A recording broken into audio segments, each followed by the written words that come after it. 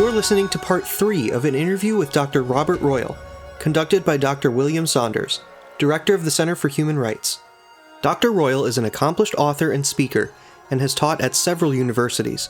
He is also the editor-in-chief of The Catholic Thing, an online publication. To listen to the rest of this interview, click the link in the description, or visit humanrights.catholic.edu. When people try to tell you, well, there are also moderate Muslims who are being attacked.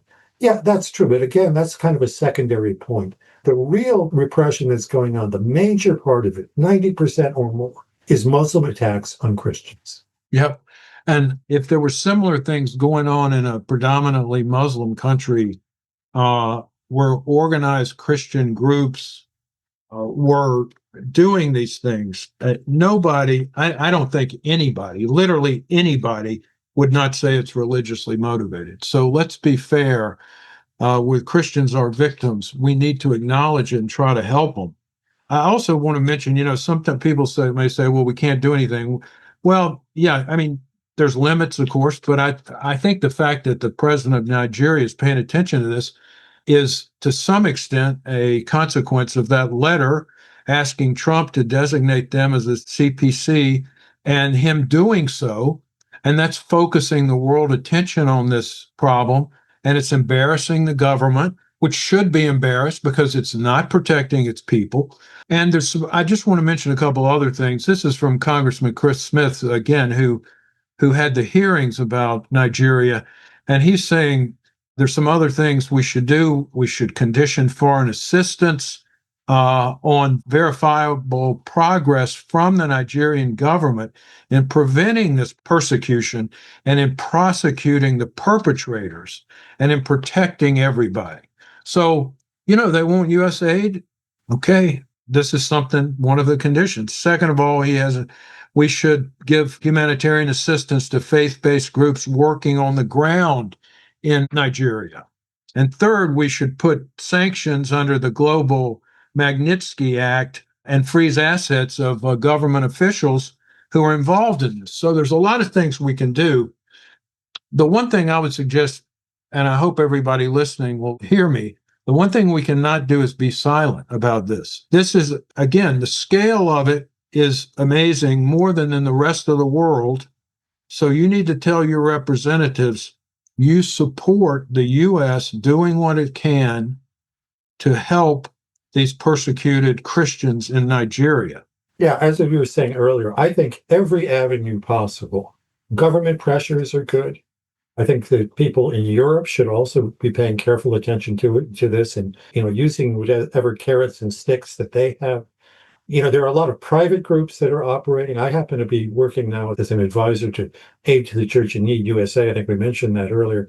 This is a group that has been very active back during the Cold War in Eastern Europe. It's been very active in the Middle East, trying to rebuild some of these Christian communities. Some of them are coming back after having had to leave places like Syria and Lebanon and Iraq, etc.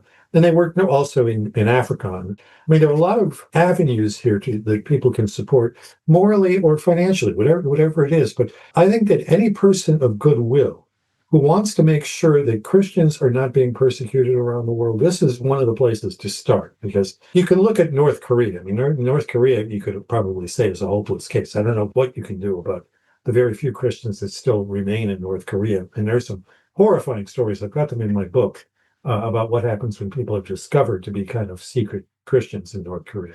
China does a great deal in suppressing Christians. There's still lots of things going on in the Middle East. But Nigeria, right across that belt, the Democratic Republic of Congo, Somalia, Sudan.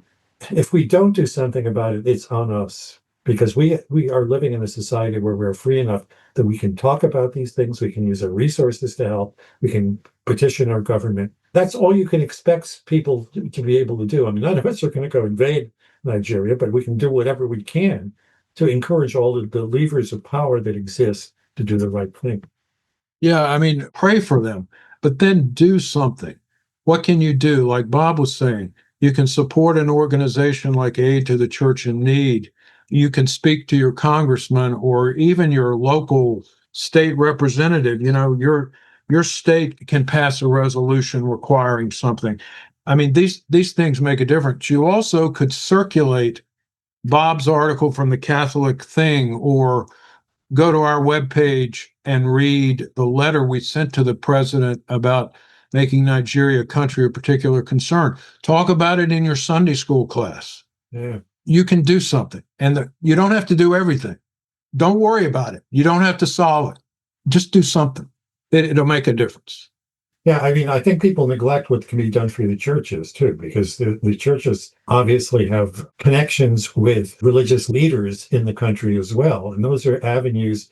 I know a lot of people are out there, in the bush doing what they can, reporting on things, or also trying to protect people. I mean, we've seen whole schools of schoolgirls, being abducted through, hundreds at a time and being carried off. And, sometimes, and this has been going on. And we remember going all the way back to the Obama administration. I think in 2013, there were like 250 schoolgirls who were kidnapped. Some we don't know what happened to. Like about half of them, I think, were eventually returned. We just had a case a couple months ago where maybe another 300 or 350 were kidnapped. So, these are outrages you cannot ignore if you're a decent human being. And I agree with you entirely. You don't have to solve this. You just have to do what comes up. I mean, like many other things in your family and in life, when something presents itself to you, you do what you can and you leave it in God's hands what the ultimate fruit of it's going to be.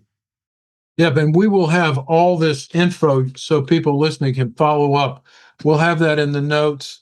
You can find Bob's article and read it. You can find the letter that Bob and I signed along with many other groups.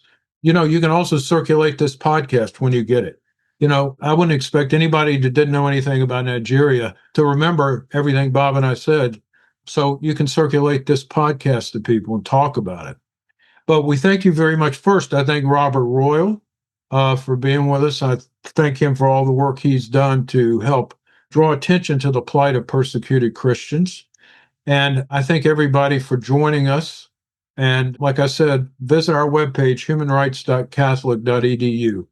We'll see you next time for another episode of the Barefoot Lawyer Reports. The Catholic University of America's Center for Human Rights has published a documentary on the United Nations Universal Declaration on Human Rights. The documentary features world-class human rights experts, from former State Department officials to ambassadors and human rights activists. It can be found on our website at humanrights.catholic.edu.